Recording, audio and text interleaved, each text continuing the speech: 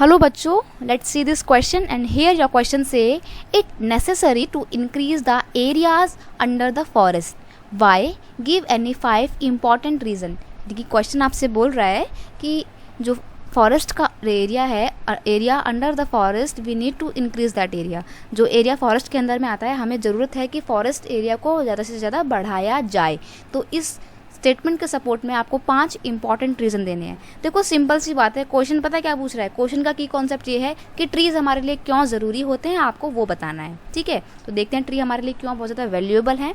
सबसे पहली बात, forest are necessary to maintain the ecological balance. Ecological एक जो बैलेंस होता है इंसानों और प्रकृति के बीच में, यानी कि ह्यूमंस के बीच में, एनिमल्स के बीच में और नेचर के बीच में, उस इकोलॉजिकल बैलेंस को मेंटेन करने का काम किसका होता है? फॉरेस्ट का होता है. To regulate the flow of river, forest are essential.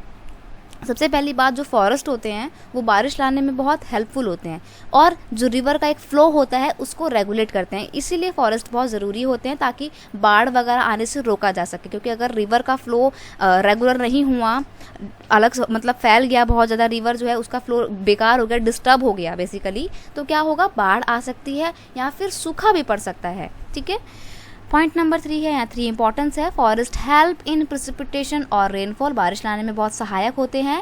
And thus minimize the possibility of drought, और जो इसी वजह से, क्योंकि वो बारिश लाने में सहायक होते हैं, इसलिए जो सूखा की प्रॉब्लम हो सकती है, सूखा पड़ जाने की, उसको मिनिमाइज करते हैं, उस प्रॉब्लम को. ठीक है, एक और पॉइंट है, in soil conservation the forest play an important role.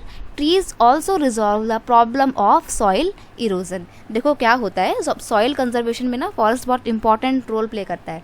पेड़ जो होते हैं, जैसे मान लीजिए ये पेड़ है, जो पेड़ की जो जड़ें होती हैं, ये जो जड़ें होती हैं पता क्या काम करती हैं? जो अपनी जो मिट्टी होती है ना, मिट्टी, ये जड़ें उस मिट्टी को पकड़े रखती हैं. अब जब पेड़ नहीं होंगे, जड़ें नहीं होंगी, तो वो मिट्टी क्या हो जाएगा? वो मिट्टी बह जाएगी. तो इसी को बोलते हैं सॉइल इरोजन. ठीक है, अब ज़्यादा से ज़्यादा फॉरेस्ट लगाओ ताकि ज़्यादा से ज़्यादा जड़ें हों, और ज़्यादा से ज़्यादा जड़ें होंगी तो क्या होगा? सॉइल इरोजन नहीं होगा. ठीक है, तो सॉइल इरोजन की जो प्रॉब्लम होती है उसको रिजॉल्व करने में भी फॉरेस्ट बहुत वैल्यूएबल रोल प्ले करते हैं. ठीक है, a large part of forest and its goods are require in industrial production. Industry में जो भी प्रोडक्शन होता है, उन सब चीज़ों के जो रॉ मटेरियल होता है वो फॉरेस्ट से ही मिलता है. तो इसलिए फॉरेस्ट बहुत इंपॉर्टेंट रोल प्ले करते हैं हमारी इंडस्ट्रियल ग्रोथ में.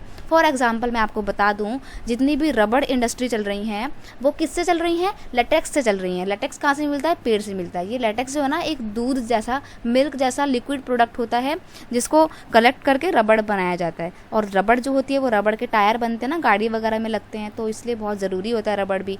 तो इंडस्ट्रियल प्रोडक्शन के जो रॉ मटेरियल होता है वो भी हमें फॉरेस्ट से मिलता है. इसलिए बहुत ज़रूरी है कि फॉरेस्ट को कंजर्व करके रखा जाए, और यही रीज़न है कि अंडर फॉरेस्ट एरिया हमारे को बढ़ाने की बहुत ज़्यादा ज़रूरत है. ठीक है, आई होप आप इस क्वेश्चन के आंसर को बहुत अच्छे से समझ गए होंगे. Best of luck.